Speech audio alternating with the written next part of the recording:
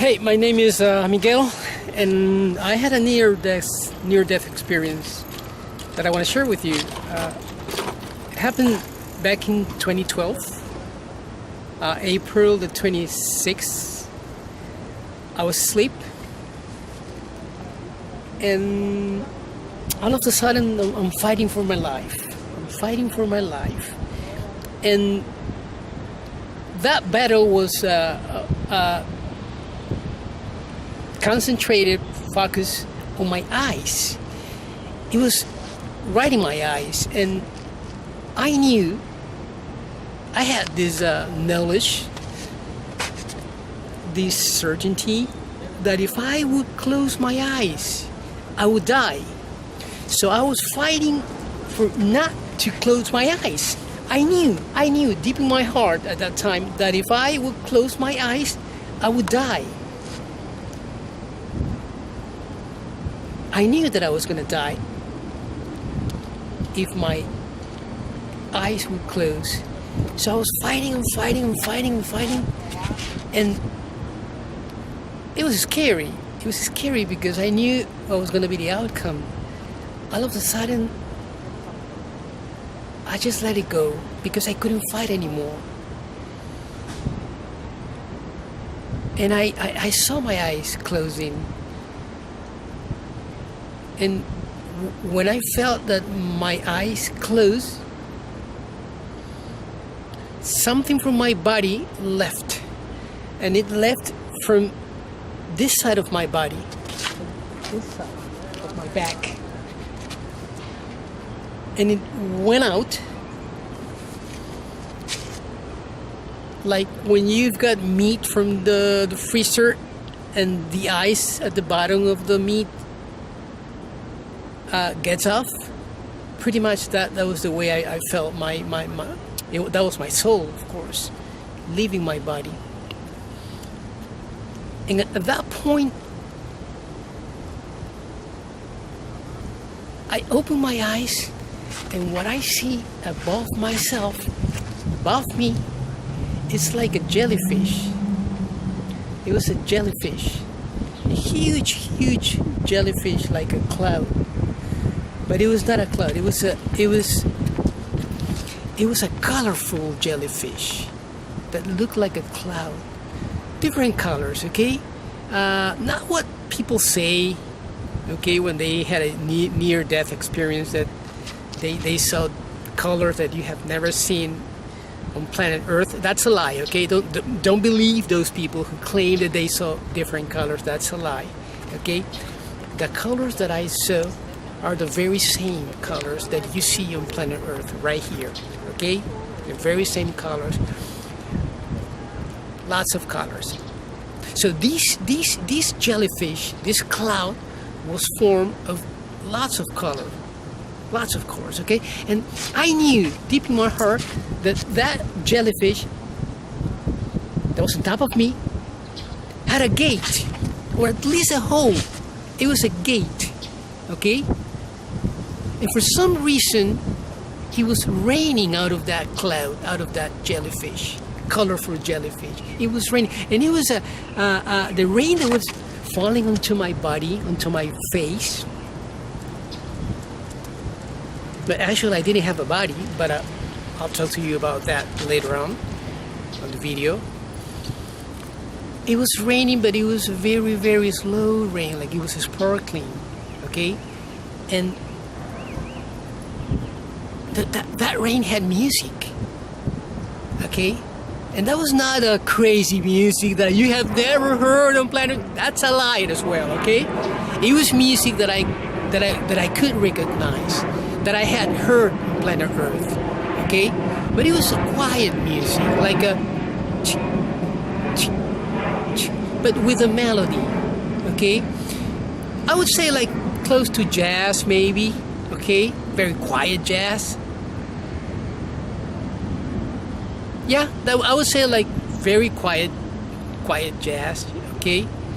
Like I would say like 10% of Miles Davis, okay? Just 10%, because he was very quiet.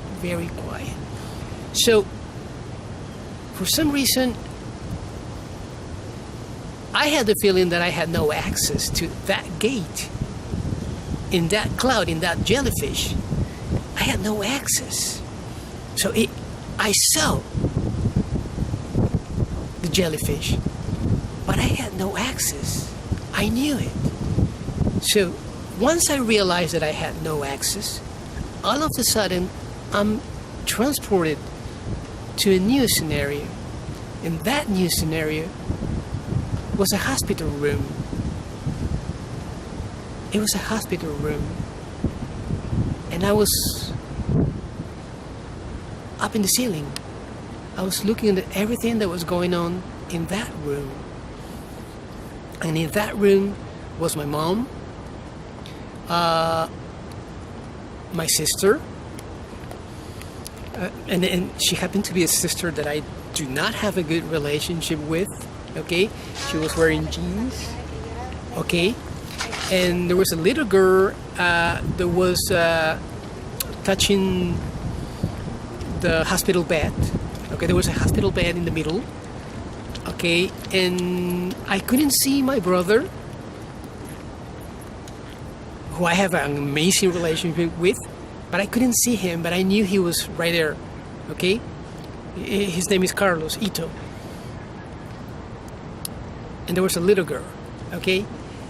And all of a sudden I see the person who was laid down on the hospital bed. And it was me. That was my body. And I was on top of the room, right next to the ceiling. I was looking at everything. And that was my body, and I was wearing a jean very similar to this one, but that was an old jean, okay? That was an old jean. And I couldn't see my shoes. I believe those were shoes that I used to wear that I don't wear anymore. So I made the attempt to communicate with any of them. In this case, I chose my brother, who I have a wonderful relationship with. So I wanted to talk to him, but as much as I wanted to talk to him or any of them, they wouldn't hear me. They couldn't see me. They didn't notice that I was among them. And I wanted to talk to them, and as much as I wanted to scream, they wouldn't hear me. So I saw a pad note on a little desk, something that was right there. And it was a small pad note, okay? And I said, if I can only write a note for my brother, he will realize that I'm right here on the ceiling, on top of all of them. So I grabbed a sort of a pen or a pencil. It was a pen. And when I'm writing the note, so he can see me, so he can see at least a note, instead of having a blue or a black ink, it had a white ink. So the pen couldn't leave a note because it was a white ink. It was not neither blue or red or black ink. It had white ink. So I couldn't connect with any of them. So what I want to let them know is that I was alive. Now, the most important thing about this situation that I'm describing to you is that I was fully aware that I was dead. And I was very, very sad. I didn't want to die. And I knew that I had passed away. And I wanted to let them know that I was alive. And that I was right there. But I just couldn't talk to them. So at that point, I realized that I didn't have a body, because my body was laying down on that particular bed. So that was the situation that I was dealing with. So at that point, being so sad, I was not scared. I didn't see any ghosts or angels or God, but at the last point of my near-death experience,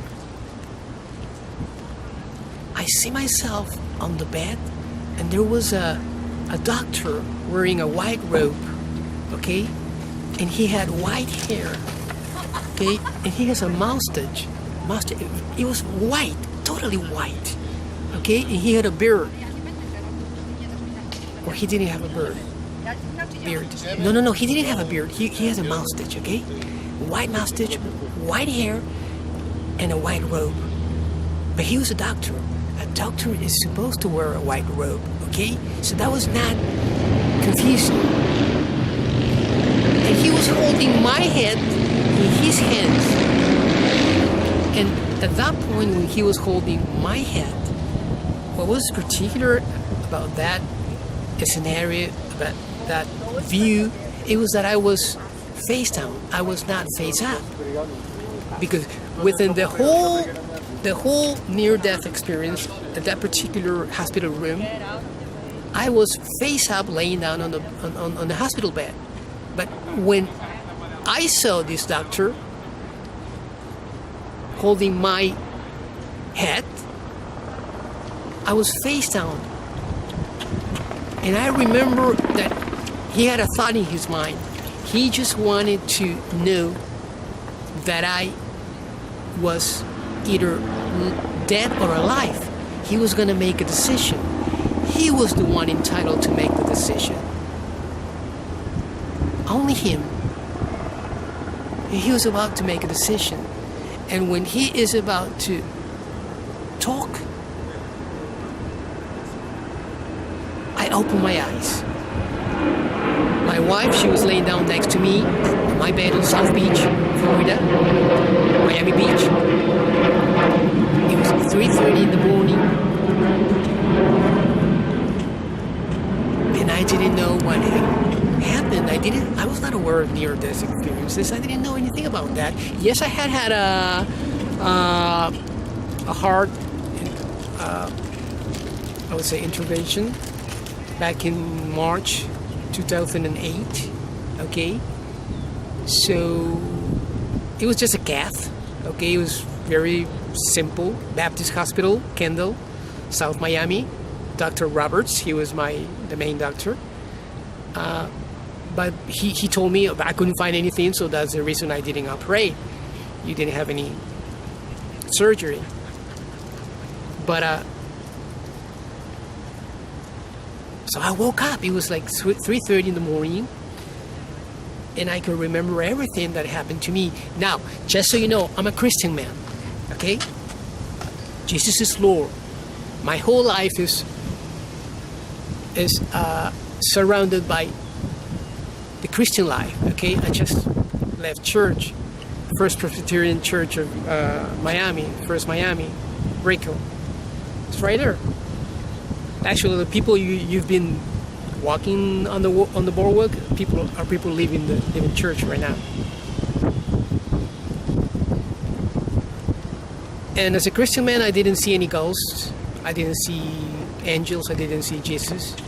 I didn't see anything of that matter, okay, that nature. However, that doesn't mean that the last person, the doctor, who was wearing the white robe, had the white mustache and the white hair, was God, Jesus. Because my life was in his hands. My life was in his hands. He was gonna deliver the last word. He was gonna make the last decision regarding my life. Should I stay or should I go? So I believe he chose to give me another chance. Maybe to change my life or whatever sin I was involved in or whatever was happening with my life. And now it's been 6 years now, 6.5 years now, November 2018 now. And I was given a second chance. So I'm doing my best to honor God through His Son Jesus Christ, and make the best of this life when it comes to sharing the gospel. I don't want to go Christian right now by sharing the Word of God, but I believe in Jeremiah 29:11. I believe in John 14:6. I believe in so many passages because I know the versículos in Spanish. Todo lo puedo en Cristo que me fortalece, Filipenses 4:13. Mira que te mando que te esfuerces, Josué 1:9. Todo pasará menos mis palabras, Mateo 24:35. Cada día tiene su propio fin, su propio mal, Mateo 6:34. Orad siempre. Primera de Tesalonicenses 5:17. Yo soy el camino, la verdad y la vida. Nadie llega al Padre si no es por mí. Juan capítulo 14, versículo 6. Those are passages that I live for. That's my life. But in my near-death experience, I didn't see any angels or ghosts or Jesus, but maybe I saw Jesus. What do you think about it? Maybe Jesus with the doctor at the end, holding my head face down. Oh, I forgot to mention that he was testing my